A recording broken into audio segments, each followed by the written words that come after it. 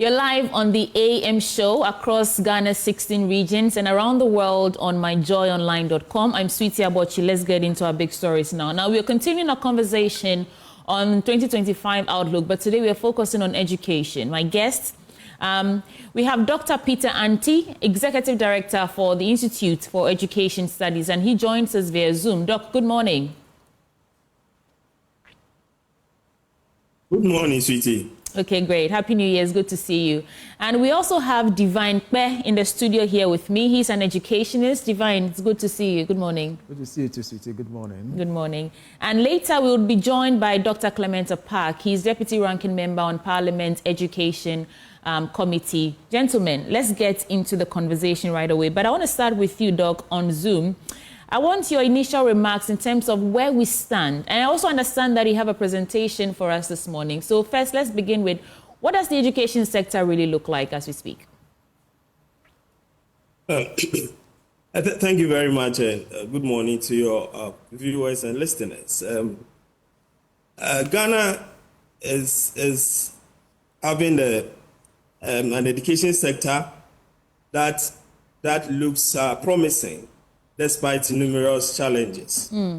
Now, if you look at the plan for education, which started from our education strategic plan in 2018, there are certain targets that have been set, which aligns with the global focus of education, that by 2030, this country would or should achieve. Now, these plans led to the beginning or the initiation of certain policies within the education sector. So the plan is to ensure that we improve learning outcomes across all levels of education and ensure efficiency and effective delivery of education, and also provide equitable quality education for all. Now, in order to achieve this, the government decided to touch on various sectors or subsectors within the education sector. So we did some curriculum reforms, or we've done curriculum reforms. We've done some teacher education reforms. We've done teacher monitoring and supervision reforms. We wanted to do we wanted to do some infrastructure reforms where we did the infrastructure mapping and those things that were carried out by the Ministry of Education. Now, all these things should have led to an improvement in, first and foremost, learning outcomes, and also in the delivery of education at various levels that we have. Unfortunately, some of these interventions are yet to show the kind of results that they need to show. And some of the variables that we look at in assessing the quality of education are also technically going out of hand. Now, if you look at variables like teacher-student ratio at various levels, you see that at the primary level, we are doing one teacher up to around 53 students, which is far above the target that we have set for ourselves, because technically we're supposed to do one to around 25 to 35. At the junior high school level, we are doing one around 1 is to 48. And then at the senior high school level, we are doing 1 is to 45. Which is even the average across the country. In certain schools, we do 1 is to 75, 1 is to 78, 1 is to 80. Right. Which means that the number of teachers that are needed to give critical attention to our students, we do not have that kind of number. Again, in terms of classrooms, most of our classrooms are getting out of hand. And if you look at the variable that is used to measure a classroom status or the state of our classroom, you see that over 20% of our classrooms need major repairs. What it means is that they are not supposed to be inhabited by students, or teaching and learning activities are not supposed to should not be carried out in these classrooms. Unfortunately, we have students sitting in these classrooms. Again, you look at the extent to which we have experienced deterioration in our education system, in terms of our infrastructure, you would see that there's been a decline in educational infrastructure from 2017 up to 2021, which means that most of our educational infrastructure, and when we talk about educational infrastructure, we are looking at a whole lot of things here, even the learning environment. It means that most of our educational infrastructure are not in a state that we can continue to provide quality education. All these put together affect the quality of education. You can also look at the efficiency and effectiveness of our education system. Doug, you have to hold for me. This was supposed to be your initial remark, but I understand how passionate you are about this. Let me come back to the student and I'll circle back to you. Right. Divine, so we've had, Dr. Pitanti, he talks about the challenges that plague the educational sector. And the reforms they had in mind, the ones that they were unable to meet. And in fact, like just last year alone, we had so many issues come up. Teacher shortages, curriculum and learning issues here and there, technological integration and all that. But you are on the field, you are an educationist. So more like a review of the year that's just ended before we start talking about the expectations. What would be your assessment so far? All right, thank you, and good morning to your viewers, and then also Happy New Year, especially to my family and friends. The last 4 years, I would say, or especially the last 2023, we've witnessed continuity of reforms that the government has started. We're talking about issues of teacher education reform particularly. So if you look at teacher education reform, look at the initial level, which is the colleges of education. We have a framework on how we want to train teachers for our classrooms. So there has been a focus on the implementation of that framework. We also noticed that when it comes to teacher licensure, government has also been heavily on that. So a number of teachers have also been licensed to get back into the classroom. And then also on the in-service aspect, we notice that government continues to be having a professional development for teachers. So we have noticed issues of teachers having to undergo professional development programs where they can earn points that will count for their licensure. And there have been some work on issues of infrastructure development, but I see the challenge mainly be our inability to address the gap in underserved communities, the access gap in underserved communities. That is where I noticed that we have not, as a country, we have not been so much heavy on. Yes, reforms have happened, curriculum reform has happened. We have had assessment reform. We also have teacher development reform. When it comes to access to education, where we would have to improve infrastructure so that a good number of students, especially in underserved areas, can have access, or where we can close the access gap in those areas. There's a shortfall in that aspect, as well as decongesting classrooms in urban areas. That's also something that, as a country, we have not put on our priority agenda, especially over not just last year, but over the years. I think we have not done well when it comes to decongesting classrooms in the urban areas. I think that's also linked to infrastructure challenges. Of course, if you have the classrooms and the desks, then you can expand. And issues of desks, you may have not heard in the media space about 1.3 million children that are not having access to writing and sitting and writing spaces. So for me, while we are looking at the quality aspect, which is very good, I think we still need to do much more when it comes to access, especially in the underserved areas of the country. And if we take underserved areas in our education sector, the data shows that predominantly they are in the northern parts of the country and then part of the OT region. So there's a need for us to ensure equity in our educational resource allocation. That's the only way we can close the gap. If we do not put equity at the center of resource distribution, we'll continue to widen the gap, whether it is quality gap whether it is access gap, we continue to widen that. Yeah, of course, when it comes to teacher availability, we do not have issue of teacher shortage in the country. No, Ghana, we are not facing that at all. The issue is much more about how we distribute the teachers. So if you look at the national average, there's enough teacher in the country. But when you want to look at the disaggregation of that data, you'll notice that we have a lot of teachers concentrated in the urban areas, because you post them to the rural areas, they don't want to because go. of the situations, they don't want to be there. So within an average of a year or two, teacher is leaving the rural area, trying to get transferred to the urban area. So and let me appreciate the Ghana Education Center. So one of their initiatives that they recently introduced, where they asked teachers to choose the areas. So now vacancy is declared in a system, online system. You will now choose the area that you want to be posted to. So in that way, it's a step that the country is taking to address the issue of teacher distribution in the country. Right. Yeah. But if you want to address teacher distribution and you're asking teachers to choose where they want to go, I mean, you're leaving the large areas where people do not actually want to go, leaving them to their own fate.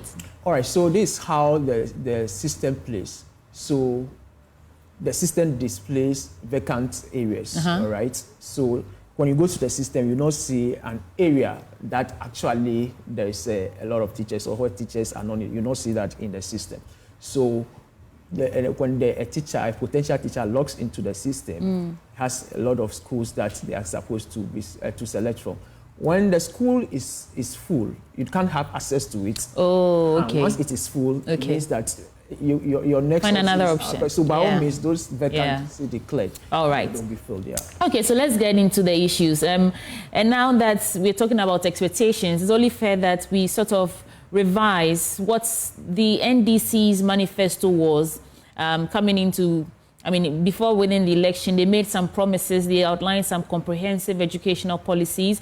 They talk about early childhood education, their Bright Beginnings initiative. They talk about basic and education enhancement.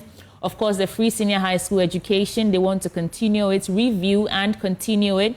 Curriculum reforms, they've talked about integrating science, technology, engineering and mathematics, vocational skills and civic education into secondary school curriculum to equip students with relevant skills for the modern workforce.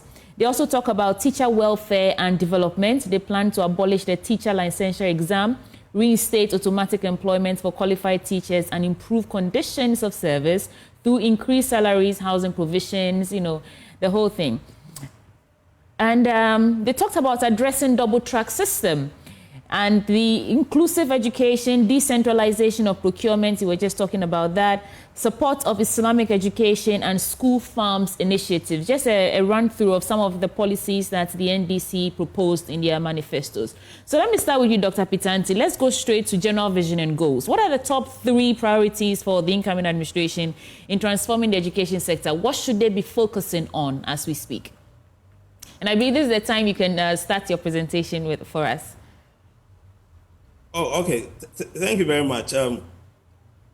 What should they be focused on? I think that first and foremost, as I've already indicated, they need to go back to the education strategic plan. I'm very much focused on that, because we don't want a situation whereby government comes in and then they would want to do something different from what we have all agreed that we will be doing. So they need to go back to the education strategic plan, look at where we've been able to get to, and then proceed from there. In that perspective, I wouldn't want them to focus on curriculum reforms, because we've done extensively on that from the primary level up to the university. A lot of work have gone into curriculum development and curriculum realignment and so on and so forth. So I don't think that they need to pay attention to it. The first thing I would want them to focus on is funding our pre-tertiary education system. Funding our pre-tertiary education system, which is very, very important.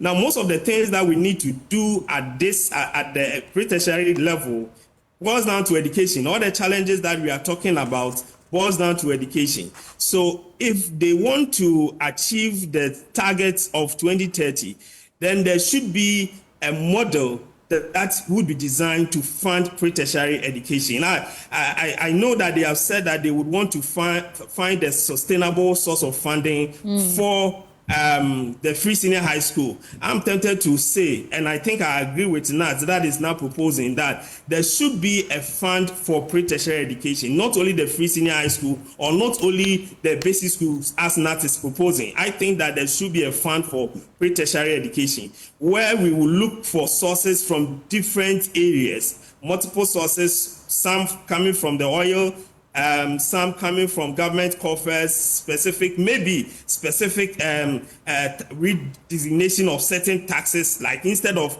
abolishing the COVID tax, you can redesignate it and make it something, pre-tertiary education tax, something like that, so that we have a pool of resources that will go into funding pre-tertiary education. And that would stem from early grade to the senior high school. So you are covered in terms of infrastructure, you are covered in terms of the challenges that are facing the free senior high school, you are covered in terms of most of the things that we are talking about, complaining about.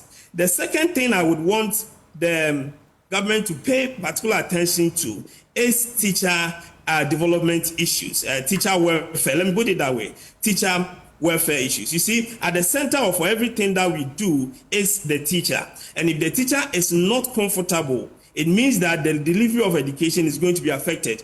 Yes, there's been a lot of reforms in that particular area, but when it comes to practical teacher welfare issues, we seem not to have paid much attention to it. All the parties, you read their manifestos and they talk to you about giving teachers accommodation, enable teachers to have access to some sort of transport,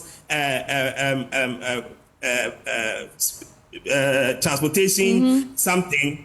They will tell you about they trying to help the teacher to secure himself and his family, but then they get to power and a little or nothing is done at all for the teacher. And I think that we need to pay particular attention to teachers' welfare in terms of accommodation. You see, the problem that we have with the deployment of teachers in terms of going to these rural areas is simple. Because if I'm a young guy coming up and I'm posted to an area where I don't feel secure for my future, where my children cannot get access to good water, cannot get access to mobile network, internet, and so on and so forth, there is no way that I will go there. And even if I go there, within the next 1 or 2 years, I will move away from those places. That is why when you look at these NGOs and these donor partners, when they are doing any intervention in any rural area, they build a school and they build a teachers' quarters so that the teachers who are going to teach in those schools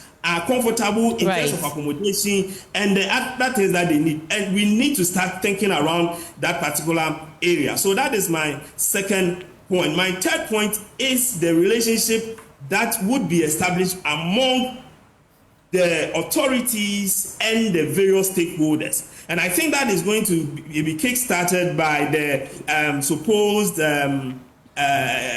conversation that they have promised. I think that the education sector is for all of us, and I keep saying this, all of us have a stake in the education sector. Your child, your sister, your brother, my brother, every person's relative or relation is in the education sector.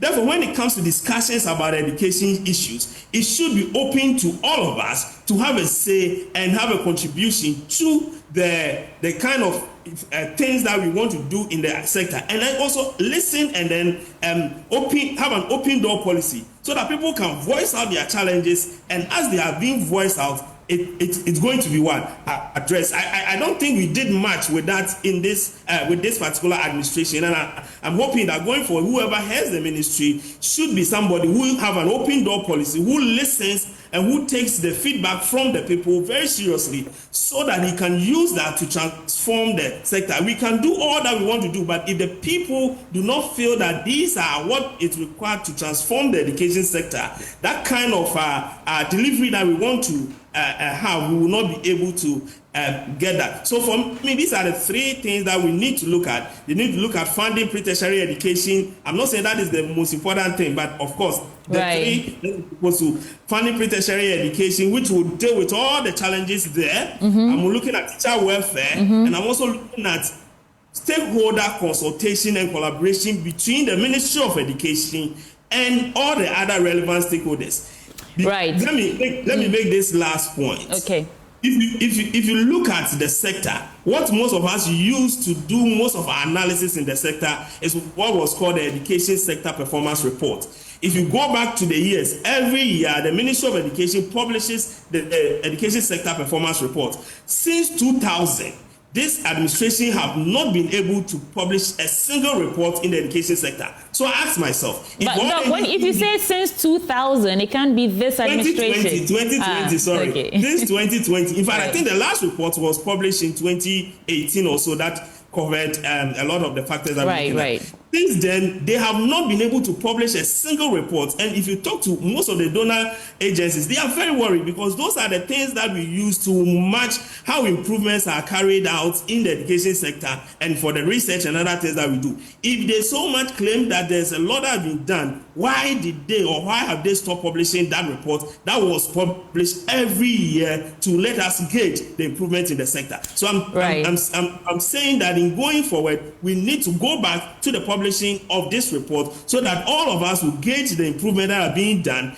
and then we'll be able to know whether we are heading towards our target for 2030 or we are drifting away from it. I hope they're listening to you because this sounds like they have their work cut out for them. I'll come to you in a bit, Divine. But one of the biggest stories in the country right now is that fire that gutted some parts of Kantamanto. I understand we have our reporter live on ground to bring us live update. Gentlemen, just hold for me. Let's go quickly to Kantamanto and we'll get back into the studio. Let's cross over now to Kantamanto and get live updates on what's happening right now in terms of whether or not they've successfully put out the fire. Collins, what's happening on ground?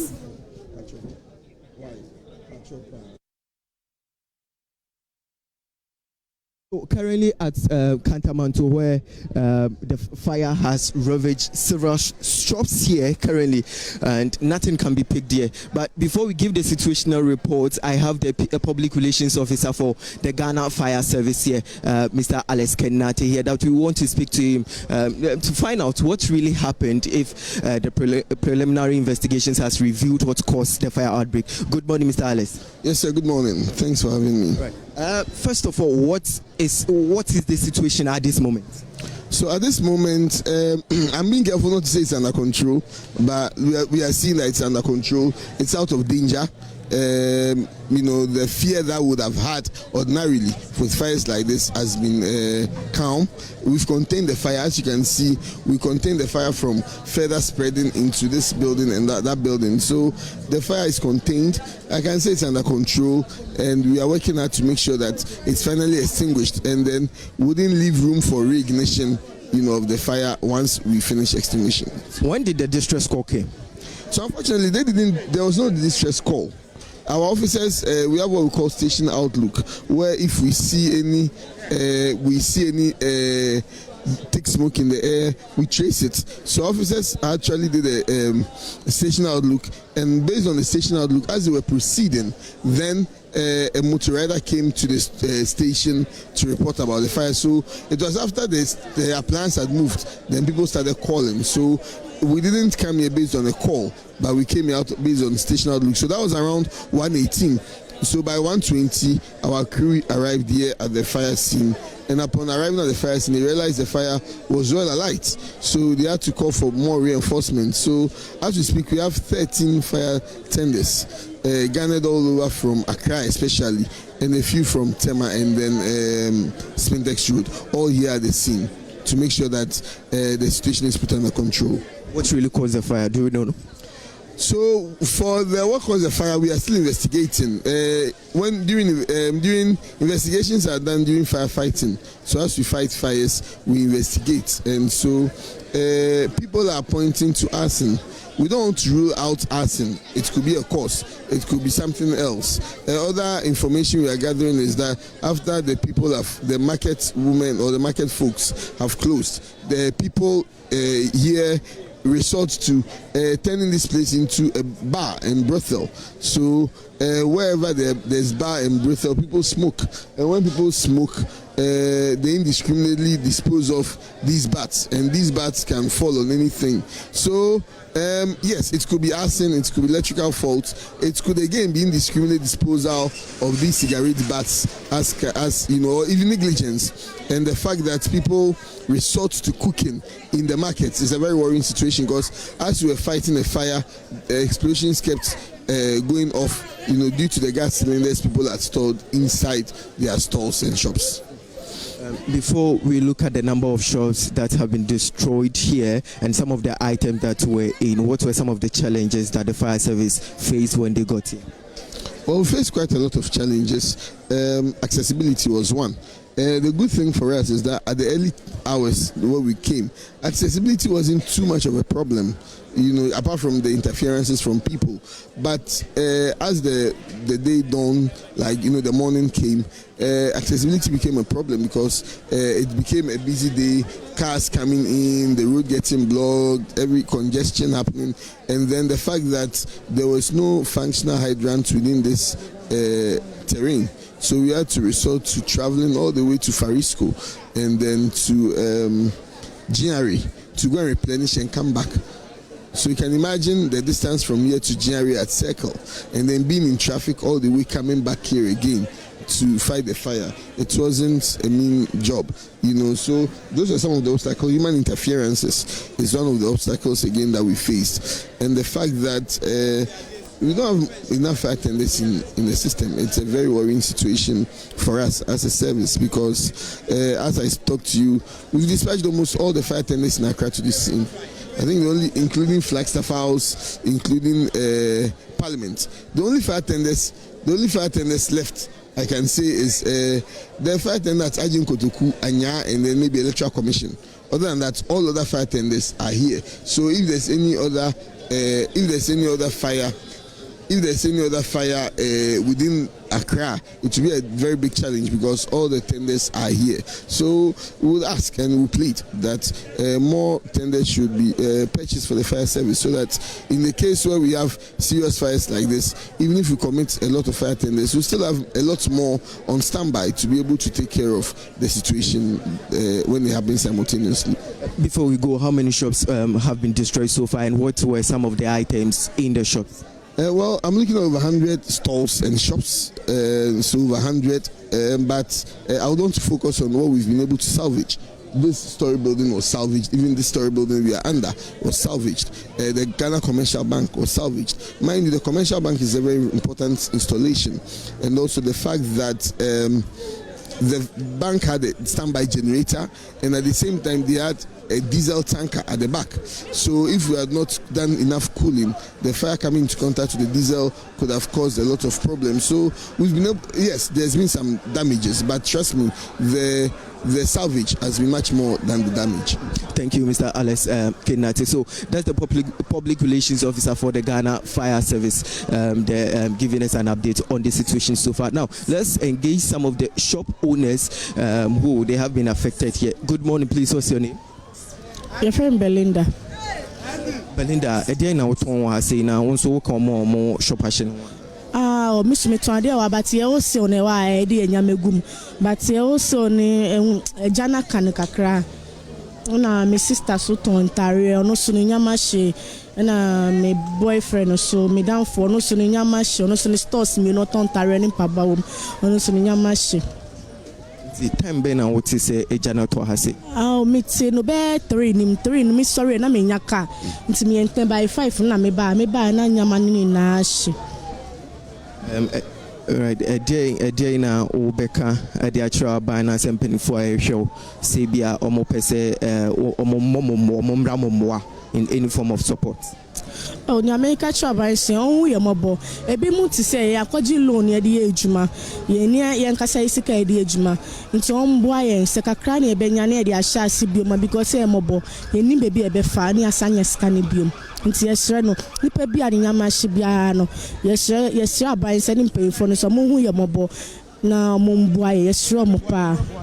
All right, thank you. So, all that she is saying is that she herself, she has a shop as well as her boyfriend and another relative of hers that they have been affected and they are pleading with the government to come to their aid. So this is the area that the fire has destroyed over 100 shops, and the building that we can see, the story building, about four-story building there, the fire service claimed that they have been able to salvage, and also there is another building here that they have been able to salvage also. There are a lot of items that have been destroyed here. I still have some of the affected shop owners here that I want to engage. Mommy, please, good morning. Good morning.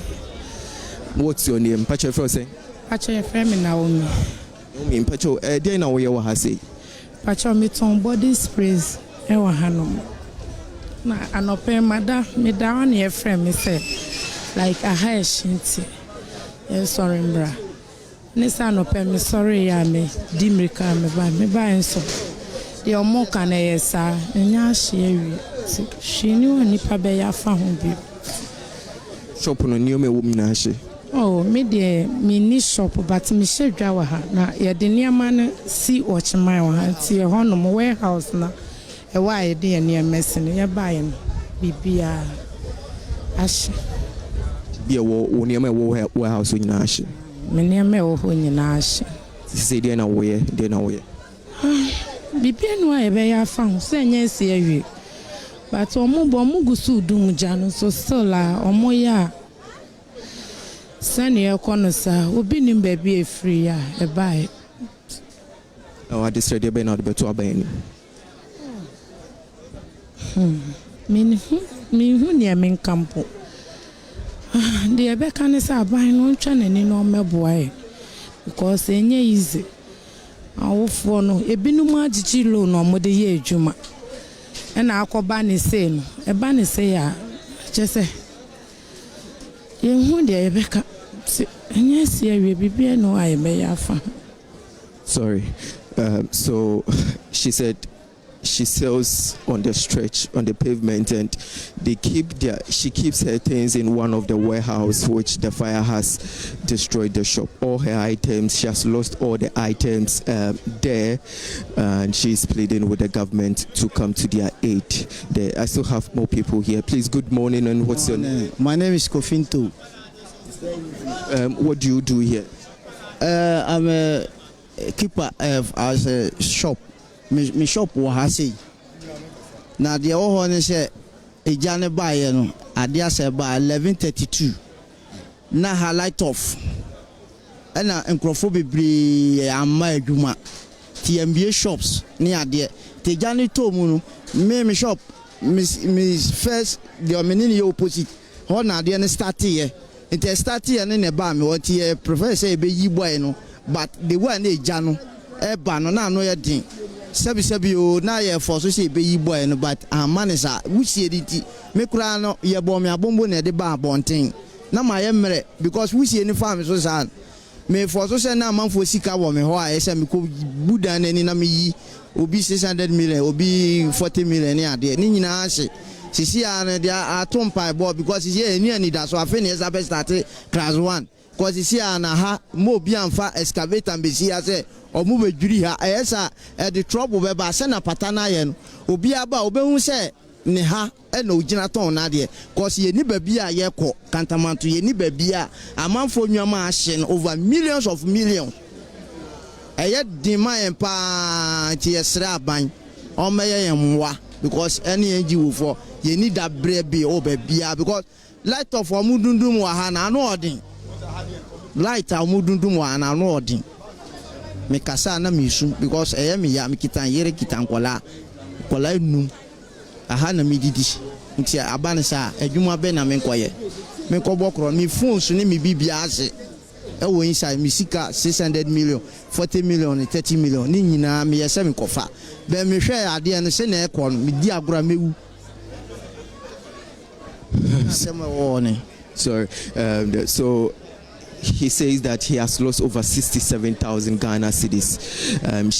He attempted to get the money from the shop when he heard that the fire, his shop is burning, but he couldn't. So he is pleading with government to help them, and also they are not expecting anyone to come and tell them that they should move out of Kantamanto. This is the place that they are going to stay. So if there is any development that they have to come and undertake, they have to come and undertake it. But they are not going to leave the place. But currently, the fire service has been able to.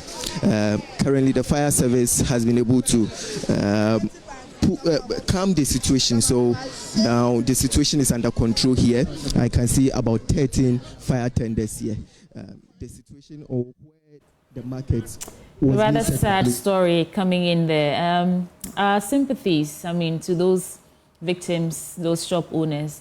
And the crux of the matter is the fire service does not know yet the cause of the fire. The residents are suspecting arson, but that cannot be confirmed as yet, and they're asking for authorities to come to their aid. Now, let's continue our conversation on the 2025 education outlook. Dr. Pitanti was just telling us his top priorities that the incoming administration should focus on. Initially, you mentioned the education strategic plan, which they should return to, but you mainly talked about funding pre-tertiary education, looking at teacher welfare, and a broader engagement between stakeholders and teachers. The various stakeholders in the education sector. It's interesting that he left out, and this is to you, Divine, he left out curriculum reform. Is that because we've had enough curriculum reform? But what would be your top three? If you agree, as someone who is on the field as an educationist, do you agree that these three top it all, the things that the incoming administration should be focusing on? All right, thank you. Of course, I agree with Peter on the issues that he listed.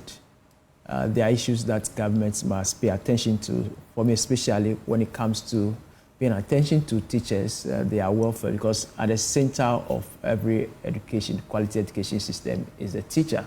And of course, as we are looking at developing their capacity, even at the initial level and at the in-service level, it shouldn't end at just enhancing their capacity, but they must be motivated. Because it is one thing to ensure that the teacher has the capacity, and it is another thing to ensure that the teacher is motivated to deploy that capacity to the fullest maximum. So it's very critical. You asked about reform. When it comes to the reform, curriculum reform, I don't think we need any new reform. We've just started a reform at the basic education level in 2019.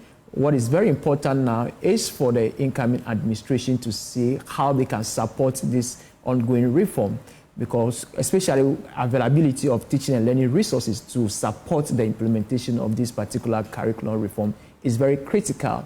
Otherwise, you can have a very good reform curriculum, but if you don't have the resources available to support their implementation, it will not get the maximum benefit of it. But the reality is that the curriculum reform we have done is very good. If you look at the curriculum, the issues that it has emphasized, contemporary issues, that it has also highlight issues of depth over the breadth is something critical. And we are also seeing the reform at the secondary school level. Yes. We have started the implementation of the new curriculum. So the most important thing at the curriculum reform aspect is the resources availability to support their implementation. But when you ask me about my priority, what the incoming administration should focus on is to, first of all, they need to understand the ongoing reforms. At times you may be tempted to be in a hurry to implement your own promises, and then you may end up putting or setting aside ongoing reforms. I think the reforms that we've witnessed over the years, they're in the right direction. And what the incoming administration needs to do is to see how their promises can be situated within this reform, so that while we are continuing the reform implementation, we are at the same time seeing they are also seeing the implementation of their own promises, manifesto promises. But I think they need to also focus on addressing issues of access in underserved areas. We still have a good number of students or children that are out of school. At least you can talk of about 1.4 million children that are out of school. If you look at the data from the Ghana Statistical Service, of about 1.2 million never been to school before. So there's a need for us to still prioritize access. And if you look at access deficit, it is mostly in underserved areas. So that needs to be addressed. The priority has to be given to that. And then also decongesting classrooms in our urban areas. We still have classroom having a size of about 18 in some of the areas. That is far above the norm. So that has to be, the norm is to be 1:35 at the primary school level. But we are having a very large class in most of the urban areas. So priority has to be given to that to decongest our urban schools. But again, digital transformation has to be at the center of issues that the incoming administration needs to focus on, especially at the basic education level. 21st century is very critical that we begin to see consciously the integration of educational technology into our teaching and learning process. In fact, if we are able to do that, the benefits are enormous. So, but currently, if you look at the data, it's only 15% of our primary schools that are having functioning ICT lab, and if you move to the junior high school, it's about 13%. I'm not sure in this age we should be at this rate. So there's a need for the incoming administration to prioritize digital transformation at the basic education level. It may not be one laptop, one student at the basic education level, but it can be about resourcing the ICT centers in the various schools. Let me put you on the spot on that point. Do you think that this outgoing administration, instead of distributing laptops and tablets to students, they could have put the money to better use by resourcing the various ICT labs, or even giving the schools that don't have a functioning ICT lab one? That would have been a better choice than giving the individual students tablets? All right. Resourcing the ICT lab is also an option. But if you look at the overall objective that they wanted to achieve with the one student, one laptop, they wanted to digitize the curriculum and then the textbooks. So it means that if you resource the ICT centers, the textbook would not be available to the students. The curriculum also will not be available to the teacher. Okay. So that's the option of the one student, one tablet. And the fact also remains is that in the very long run, currently it looks like a very huge investment, but in a very long run, the benefit is over there, because the recurring budget of you producing textbook, hard copy textbook, often would have been reduced if you are able to invest in digital curriculum and digital textbooks. Okay. So the benefits are there. So I'll not bafflement that particular initiative. But I mentioned the issue of digital transformation. But again, if you look at the promises that this administration has made, there are a lot, especially when it comes to the education sector, a lot of promises that have been made. And they will need resources to be able to implement their various promises. And that is where I think that their priority has to be looking at how they can rake in more revenue to be able to implement some of these initiatives that they wanted to embark on. And let me just mention some of a few things I think they can do to be able to... Briefly. Yeah. All right. Well, number one will be to look at how they capacitate the local assemblies, the MMDAs, to raise revenues for education purpose. I think that we have not looked at options of raising revenue at the local level enough towards supporting education. If you're able to do that and commit percentage and say, okay, at least 10% of that revenue should go towards education, we can begin to address some of these infrastructure challenges at that level. Another option would be to also look at some of this innovative way of education financing in contemporary time, like debt for education swap. As a country, we are heavily burdened when it comes to the debt that is on net. So what can be done is to look at options. Is there a way that we can engage creditors? I know we are in an IMF, and it's quite the pros and cons are there.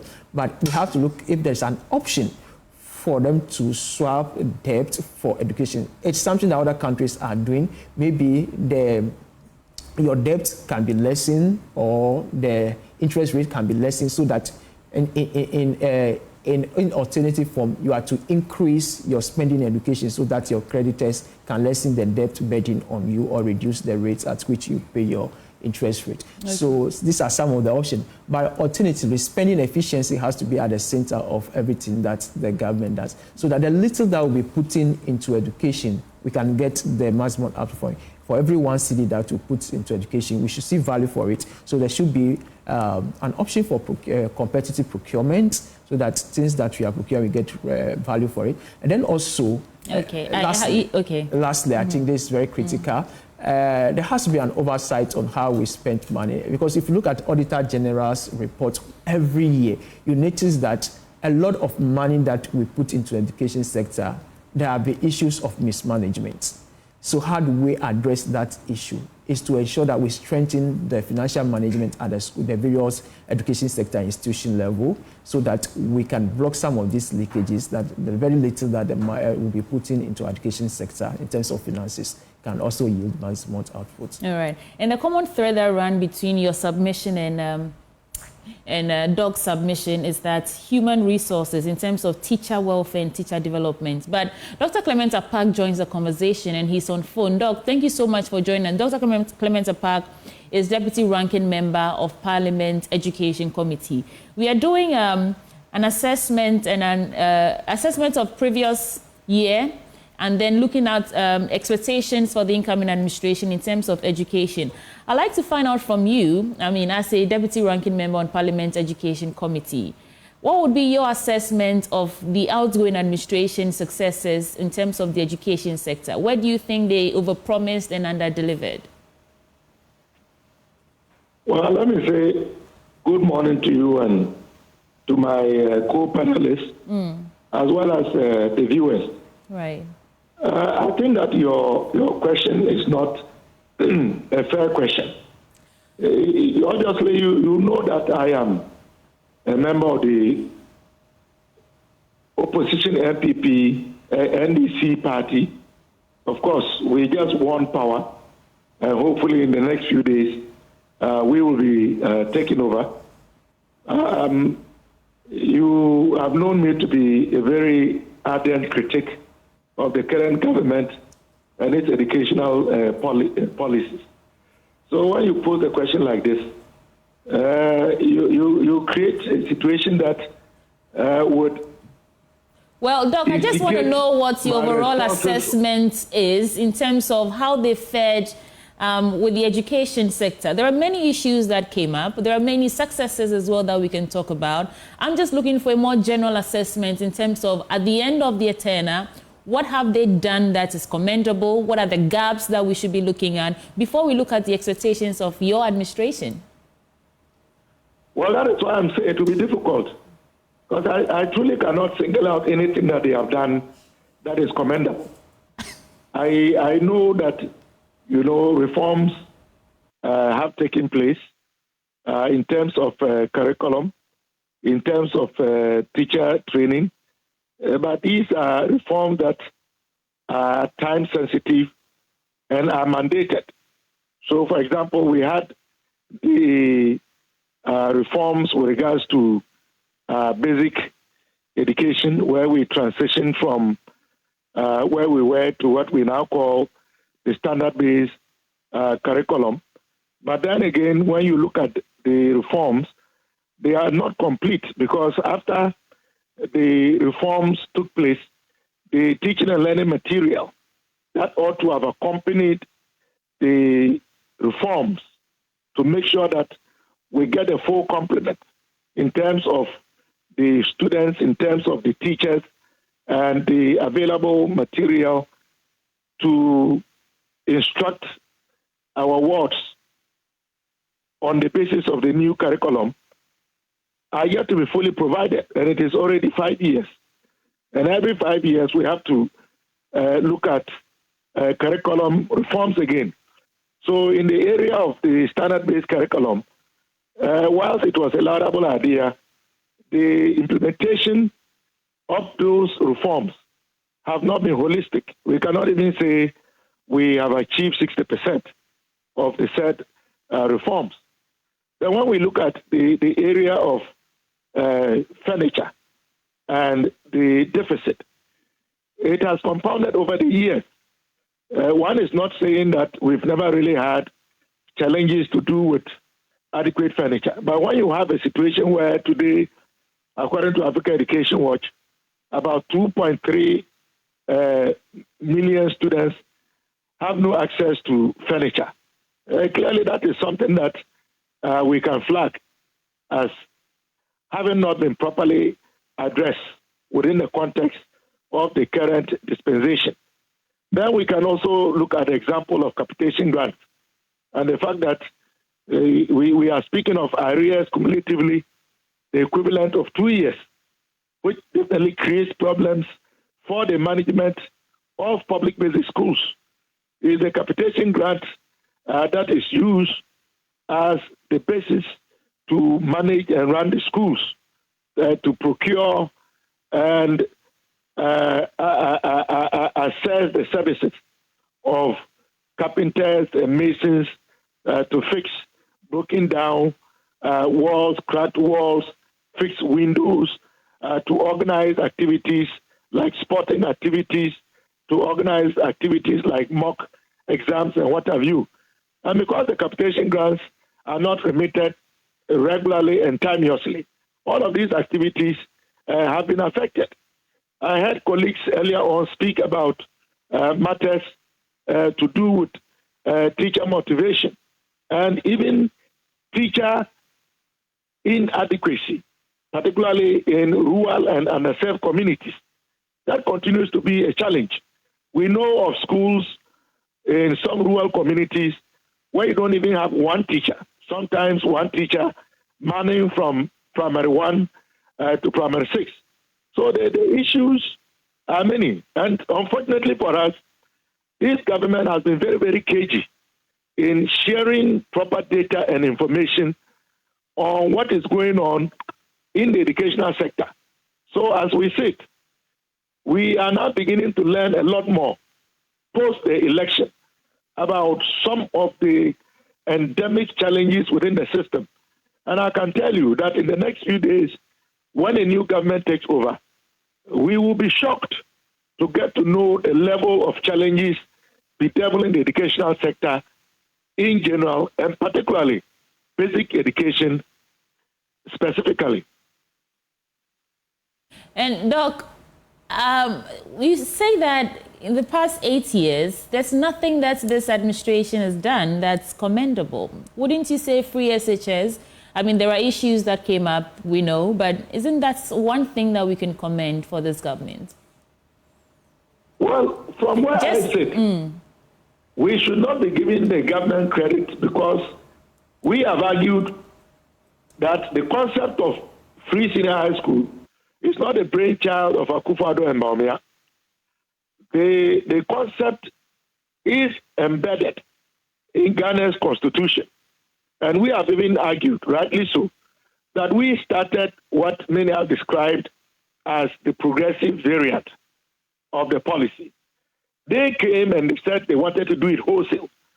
But if I may take you back into history, when they took over the reins of governance in 2017, our students who were in senior high school 2 and 3 were not beneficiaries of the current arrangement. The current arrangement started with the students who took their places as first-year students in 2017. Be as it may, you and I are now beginning to read from the Conference of Heads of Assisted Secondary Schools the challenges that were hidden from most of us. We are now hearing of arrears of all sorts going back to 2021, for which we are told that if not addressed, schools ought not to be reopened on the 3rd of January, which is going to be tomorrow. So you tell me, how is this something that we should be gloating about? And then when they say, oh, because of the free senior high school, some 5.7 million Ghanaian children are in school or have gone through the process. When in fact, cumulatively, if you look at the enrollment figures from 2017 when the first cohort took up their places, to 2024. Enrollment, I'm not even talking about retention or even completion. Enrollment is just about 3.1 million students. So where did they get the 5 million and above students that they claim are beneficiaries of the free senior school policy? So the point I'm trying to make is that we have said that one of the things that we are going to do, your mama has said, and it is in our manifesto, is to hold a national stakeholders conference on education to bring on board all stakeholders for us to have an honest, dispassionate, non-partisan assessment of the educational sector and to look at where the challenges are and to collectively fashion a way of addressing them. And I think that's the best way to go because, simply put, the information currently available from this government is not reliable. Thank you so much, Dr. Clementa Park. That's Deputy Ranking Member on Parliament Education Committee. Gentlemen, I am back to you. Now, I noticed that teacher development and welfare is one key thing that ran through both your submissions. And so I want to stay on that a bit. And unfortunately, we don't have enough time to get into this. But over the years, concerns have been raised about recruitment, employment, general welfare, and all that, as specific as you can be. And in fact, I want to start with, Doc, on Zoom. Please, as specific as you can be, how do we actually tackle the issues that stem from teacher development and welfare? And this will be my final bit to you, so be as comprehensive as you can be. All right, thank you. Well, I think that I'm aware that there was a teacher policy document that was being developed. I don't know the state of that. I will have to check whether they were able to put that teacher policy document together. And I think that's the day that I had the presentation, I was in a meeting. I felt that it was very comprehensive, dealing with all the challenges that the teacher faces in the sector. So we would have to check whether that document was fully developed and how it is going to be implemented. So we need to start from there. We need to put together what the aspirations for the teacher should be. We need to put that on paper and then start an implementation process. If that document is implemented, I think most of the concerns that we talk about are in there, and I think they have been addressed. So that is what I think need to be done, because we need to ensure that the teacher is comfortable psychologically, emotionally, financially, in all aspects, in terms of the teacher promotions, in terms of the teacher accommodation, in terms of the teacher salary and allowances. All these things need to be looked at. And if you're able to deal with this, if you critically look at the challenges that we face in education from in terms of industrial actions, you see that most of them, 90% or almost 100% of them, is related to teacher welfare. So it means that when you're addressing these challenges, you are technically removing that challenge that you have,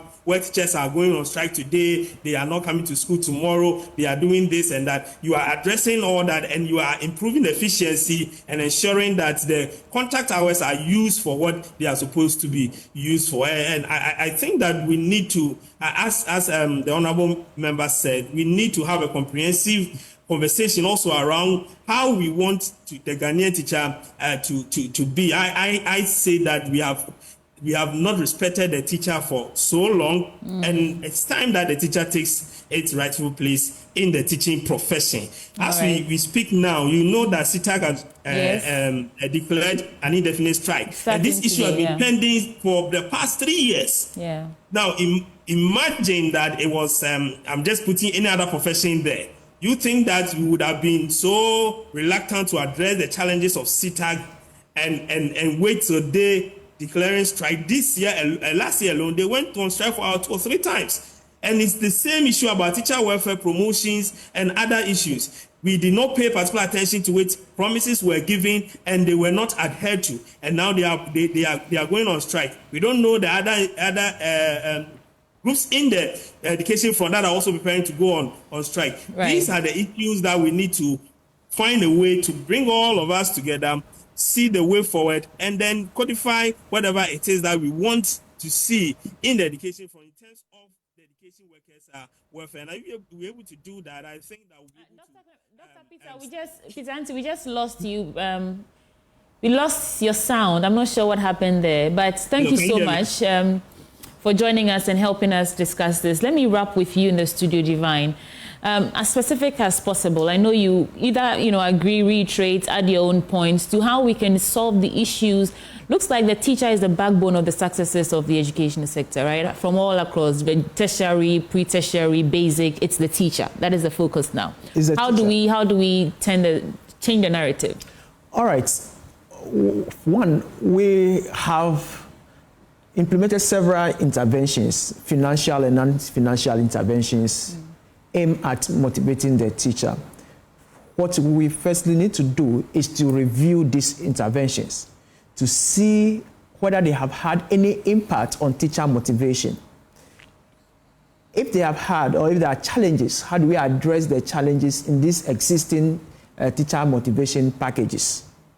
Then we'll know that, okay, whether we have implemented single spine, how has it affected teachers' salary?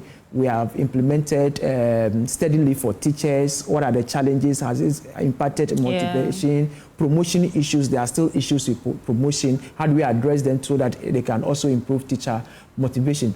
But very key is also addressing the issue of teacher presence in the underserved areas.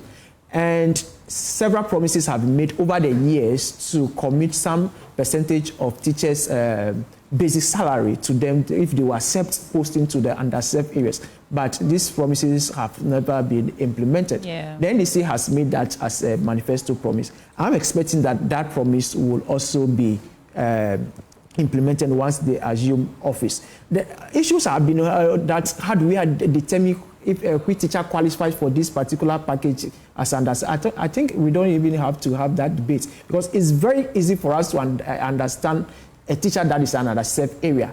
GS already has a way of classifying districts that are underserved districts. And they have about 75 districts that they have classified as underserved districts. That can serve as a starting point for us to begin to identify teachers that are in areas that we can say should be benefiting from the rural area allowance. So for me, that argument that how do we identify teachers that are in a service to benefit from the package is already mooted. We don't even have to go there. We need to commit to it to ensure that that package is actually implemented.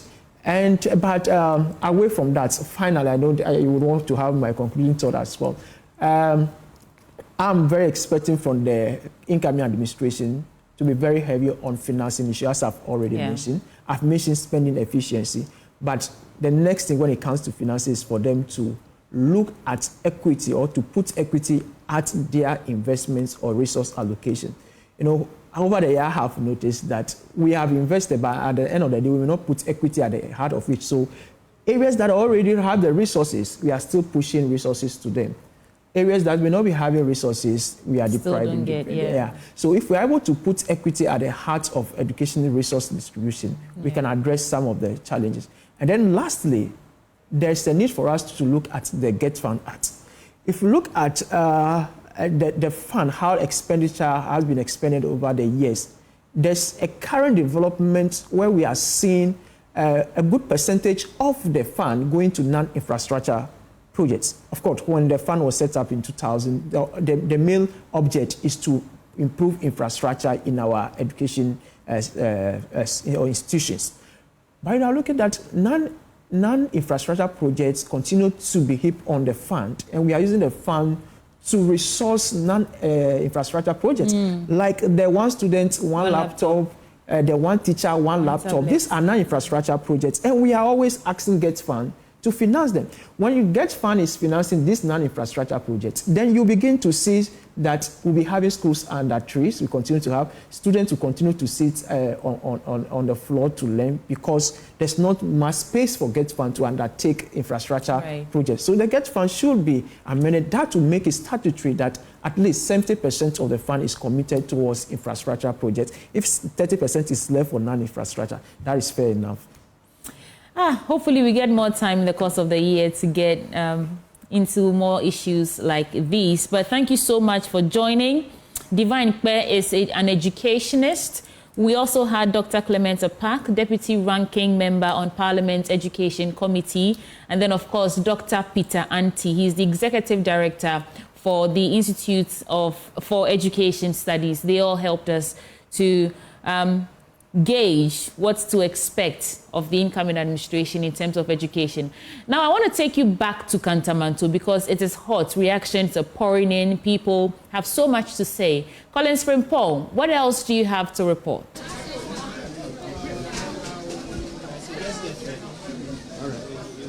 Right, so Sweetie, currently, as you can see, the aerial view, even though the fire service have been able to bring the situation under control, they are still here making sure that they completely quench the fire.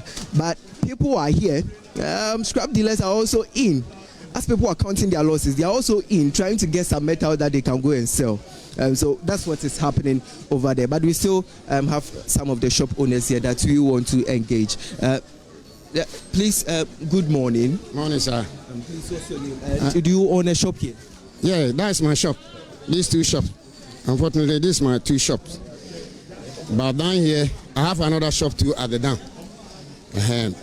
The fire started at 1 o'clock a.m. Since I came here about 33 or 35 years ago, I have never experienced such thing before. But in my mind, I can see that this place needs to be looked at, especially the government, because our electrical are not good. The way people are just sleeping here without any protection. So I'm pleading on all of people that have their things have been burned. Millions of cities have been destroyed here. Millions of cities have been destroyed. So we are pleading for the government, the new elect government that is coming in, to come and assist us. Many of them, the ladies and the women, some of them have been collapsed. They have been rushed to hospital. Some of them have been died. Just what happened right now. You can see the way I'm speaking. Even I cannot speak well. By the grace of God, that me too, my own have not been consumed. So we are pleading. You can see I'm shaking. I've never experienced such thing before. We shouldn't take it as a political. No. People are saying it's a political. Here's MPP, and then that's why there's no.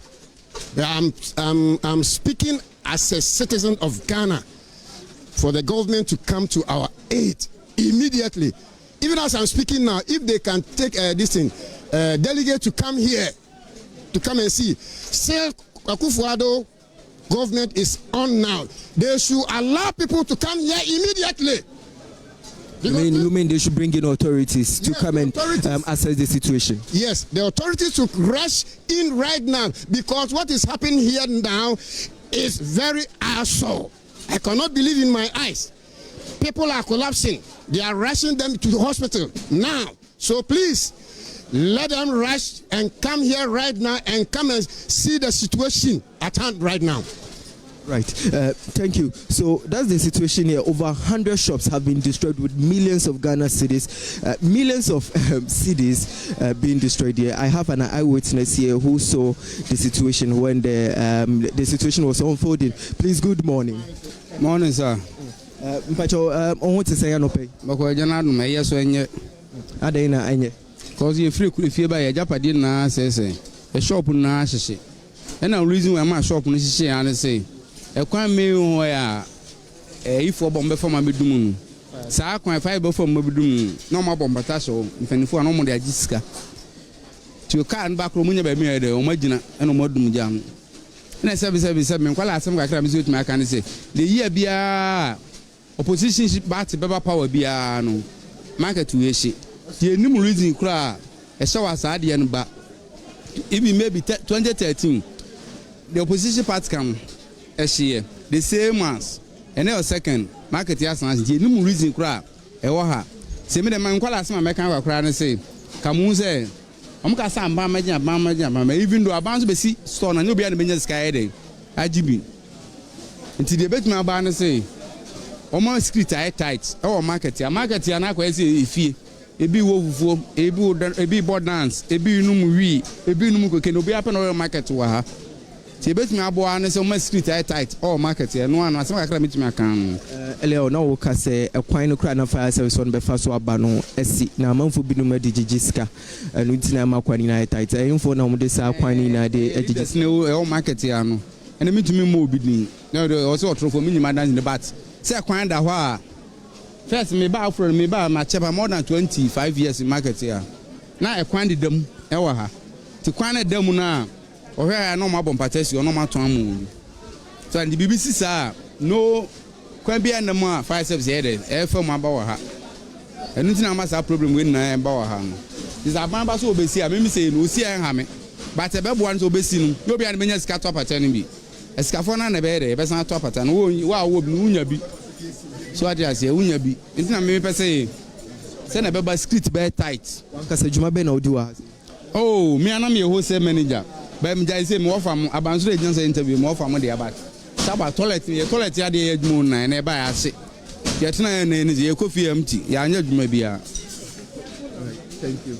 So what he is saying is that he's pleading with the government to come to their aid in aftermath of this, and when the market is being built. They want tight security here, and also pleading with the market or leaders to stop giving out the pavement and the main road, renting it out for people to sell on the roads. They are pleading because that is one of the reasons why the whole situation escalated. Because when the fire service came here, they didn't have smooth access to the place that was burning. The PR for the Ghana Fire Service, Alex Kenati, also attributed the same situation to what may have escalated the fire, because when they came here, they couldn't have smooth access to the place, even though they had 13 fire tenders here. I still have people here, some of the shop owners and people who sells in the shop here that we want to speak to get their thoughts on the situation so far. Good morning. Fine morning. I'm Patrick from saying. Patrick me the incredible. Me here jumo ha me wo shop wa. And at the best 1 o'clock, na ma kola ba kon frame me. Say eja to Kantamanto. Nyame nkwan no kwan ko hye. Nya shop ina hye. Nti ne ba yentumi anya bibia. Na se ne yempe ebinum edi kaka no. Esa market no. Ni ekoso no. Yenim bibia sa de ne efri. Nti se aban no behwe na wa ma security ay tight wo ha. Na abade no bagim na wa yen hyehye papa. Na osi market no. Na se obia benya ne chefa ebebo ayen. Market is a Kantamanto. Lolo kwa ni BBC disaster here. Fire service in your car no afem enye fe. Enti ye sre mpanyimfo no mpanyimfo mo Kantamanto ha. Eni mpanyimfo wodi o minus no. Won ka ohumbo no won hwe no ma security in tight. E wo Kantamanto ha mayen because eni pedidi wo Kantamanto na e do so pa. Ejapade a ahwe hande no nipa o mo japade ahwe won sika ahwe hande no. E sika eso anu ko akire yi pa. Nti be se mpanyimfo mo mbo ayen na ombo eduan ho ban mayen na shop na nkasa no so shop ekade a hye no ho enema be isa na ne wo me screen printer me screens microphone tare enema me ho adwuma ma pata bibia hye na enema wo no hwa ne amount ne quantity ne be dru be se enema wo me se me susu nka ebro 10,000 Ghana cedis ebro 10,000 Ghana cedis because screens yedi adwuma microphone tare wo me ho paint sama to ne nyoma ni na ahye enti se mesusu nka eska mahwere ebro 10,000 Ghana. Apart from security wise, I work as a market we are buying security no more and tight that we acquire so someone should say a coin bedi demono a dear baby now this ready Bernard better by name. This year 21st century so share send a market at here. The person say market and say send a carbon who be gymnast or obey almost in a year. This year so share send a reason air core. BBC say hospital school and any money to me ba market ni mu to me see market ni yie na se na kan omo ye hye yie na so bia be ye ne chefa baby atena edidwa aye adwuma na ne ho atona ye ni so ade hu ade ye hwehwe no no skasem se bia ba mra mombo no compensation bi and they won hwesa inti ye ka so obeye hye so betu edin na wayen hihye bi ato ho se betu esike bi na ba na support yen na obi etumi ne chefa wayen sa na ye beda na ase. Thank you. So that's a sad situation here. Over 100 shops have been destroyed here, and that's Kantamanto. The fire service are still here. They are trying to completely quench the fire. Right now, the situation is under control. That we can see a lot of fire service men, officials here. But the sad thing is that even though some of the shops are still burning, people are in here. Scrap dealers are here, taking out the metals from the shop. They don't care about the situation. They don't care if there is fire there. They are just moving in, holding their metals, holding their stakes. Some are not even in gloves. They're just walking through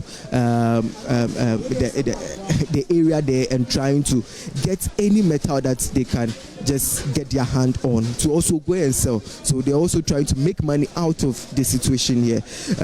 Millions of Ghana cedis have been destroyed here currently. The Ghana Fire Service have begun investigation into the situation, the issue so far. According to the fire service, the fire began around 1:19 a.m. this dawn, and they were able to mobilize all the fire tenders in Greater Accra, 13 fire tenders, including one from Tema East. They brought all of them here, and they are still here. And the PRO for the Ghana Fire Service has been pleading with government to provide them with more logistics and also.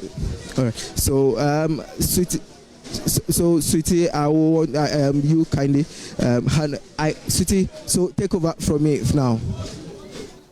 Thank you so much, Collins Frimpong, my colleague there, bringing us live updates and the stories from some affected traders there at Kantamanto. Rather sad. But let's speak to Dr. Joseph Obeng, that's GUTA president, to understand if some of his members have been affected and the way forward. Doc, thank you so much for joining us. You're on the AM show. Happy New Year. Happy New Year, my dear. Great. So, the biggest story right now is that fire that's gutted some stores in Kantamanto. So I'm sure some of your members have been affected. What stories have come to your attention so far, and how are you dealing with the situation? Yeah, so as you are saying, it happened during the midnight, and my team is on the ground compiling. Doc, kindly speak up for me. Hello? Yeah. So my team is on the ground compiling all the necessary information. Definitely, most of our members have been affected so far as they are traders and all that. And it's very worrying, especially coming in the wake of a new year, where we just started to come to work. It's very worrying. The reoccurrence of this problem have to be investigated. We have to do forensic audit into the market structures. It's very important. And then also, we have to provide the proper modern facilities for these areas. Otherwise, we keep on witnessing some of these things, which is not auguring well for the nation. It's almost as if this happens every year. I mean, we can speculate, but what do you think is happening there? What's possible explanation do you have for which reason every year fire guts some stores in Kantamanto? So I'm curious to know, what do you think of it? So what I would say is that we have the market administrators, and then we have the city authorities. They collect the tools all right. They collect the levies and taxes all right. But what is left is how to monitor and manage these markets for us. And that's what we have to demand accountability from that. Because there should be somebody who whose authority mandate is to monitor this market, to see how things are managed in this market, so that there should be rules and engagement in this market, how things are done, how even electricity gadgets are installed, and all this. It's lack of this monitoring effort by the managers that's bringing this. And then also we have to do a serious auditing as to how these markets are structured, the access to these places and all that, how these electricities are connected. Whose mandate is it to supervise all of this? And then the ultimate is to build modern market that is suitable for human habitation. That's what we have to think ultimately so that we can solve this. Right. One of the stories in the interviews that my colleague Colin Frimpong brought us, there was a gentleman saying he's lost up to 67,000 cedis or so. In a situation like that, how does a person like this move forward? Is there a plan to reimburse them in terms of insurance or anything? I mean, this happens over and over. For that particular situation, what does the person do? And so that's why we've been talking to the city authorities. We wanted even to factor insurance into the premises fees that we pay. And so we needed some arrangement with the insurance, the city authorities, and all that. So it has been on the drawing board, but we are not getting a way forward. If we're able to do that, it means that every shop will be insured. You know, if you leave it to the individual, normally the wait and see attitude of the Ghanaian, they never go and insure. But the ultimate is to do the insurance. We have actually also talked to other insurance companies to fashion out a very affordable rate for the insurance to be paid by the informal sector. And we are doing all that. The ultimate is for you to insure your product, knowing that this thing is perennial and it can happen to you and all that. We've been talking to them. I believe most of them are also insured. But we can say that we have to do even more to educate them on the need to insure their product. And then the proper usage of electrical appliances in the market, and then other. Of course, you know, this is a market that people can even cook, people do ironing and all that. And so if the monitoring and all that is not there, then we are bound to be facing this thing. So we need market managers to be up and doing and to monitor this. So, Dr. Bing, yes. You see, even before insuring, I think it appears a large number of these traders are unbanked. To save or to keep nearly or over 60,000 Ghana cedis in cash in a store, where you know that every year we have incidents of fire. What are you doing as a union to ensure that at least the majority of these traders are keeping their monies in the bank where it's safe from issues like this? No, so they keep stocks. And then normally, if you do trading at the New Year Eve, where banks may close early and all that, definitely taking money home is also at risk. And so sometimes some kind of money will be kept at the bank, depending on the situation, depending on the time that goods were purchased. I hope you understand. And so if the time is not convenient for banking, then of course, then you have to do with keeping your money, especially when you know that nothing has happened there for the past couple of days or months. Then of course you will have the courage to save this money there. But it is not the best thing also to do, and that's all that we are calling for: modern infrastructure where proper amenities will be provided that people can conveniently be able to habitat the place. It to be conducive for human habitation and trading habitation. And this is what we seek. We have to look at all these things, and it's very important. Dr. Yusuf Abin, thank you so much for speaking to us. That's GUTA president, and some of his members have been affected by that fire in Kantamanto. The Ghana National Fire Service has yet to confirm the exact cause of the fire, although traders are suspecting arson, but the fire so far have been put out. We heard from Alex King-Nate, I think the PRO for the Ghana National Fire Service, and he reiterated that they've done their best to put out the fire, and they've salvaged more things than were lost. But looks like the traders have a different story, because some of them have lost monies up to the tune of 67,000 Ghana cedis, and that is the issue that we have now. GUTA president was just saying that although it may come across as if that the number of those traders are unbanked, It is just the season, the time you get the money, whether banks are open or not, and how easily you can, transfer that money to the bank is what sometimes causes these issues. But let's also speak to President of the Greater Accra Markets Association, Mercy Afrowa-Nijan.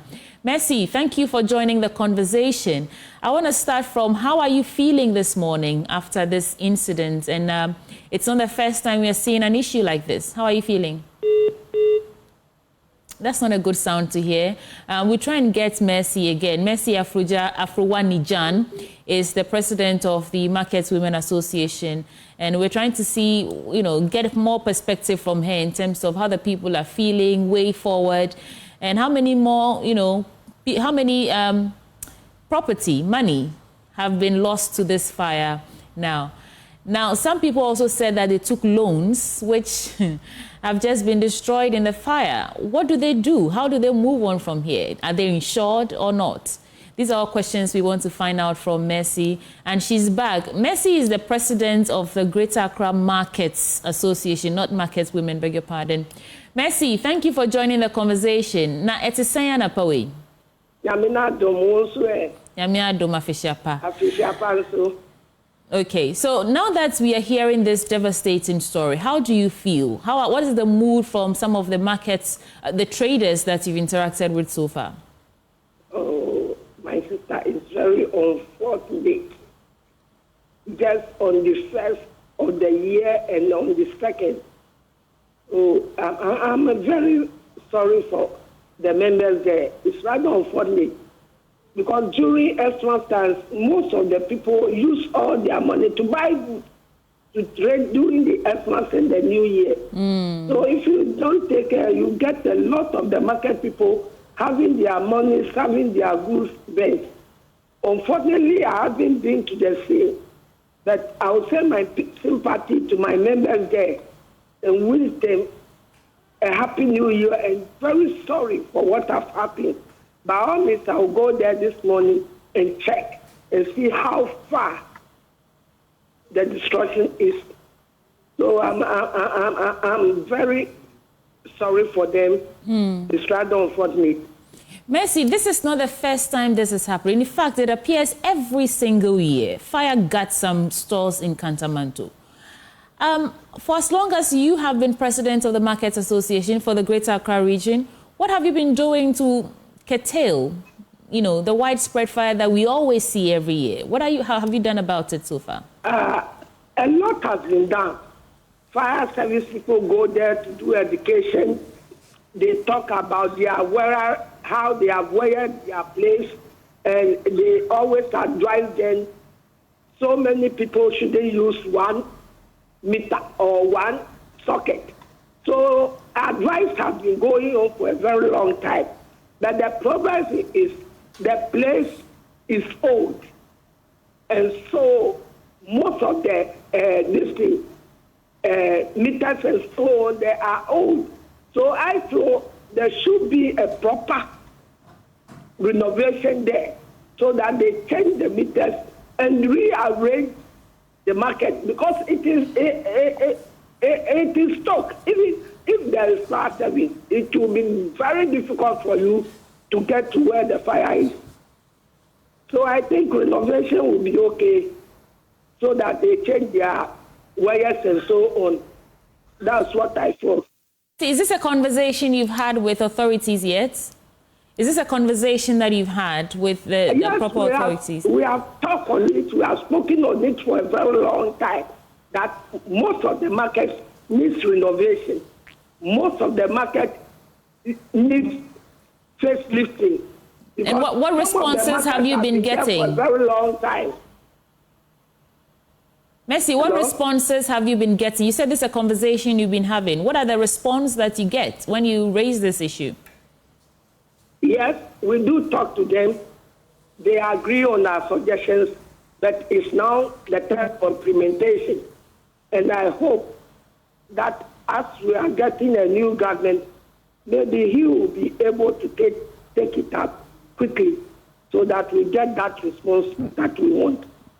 Okay, thank you so much. And finally, before you go, one of the traders who was affected by the fire mentioned that the police or security, no one should come and say they should move from Kantamanto. Is it your opinion that most of the traders still want to stay there, although you yourself have said that the structures there are old and it needs some renovation?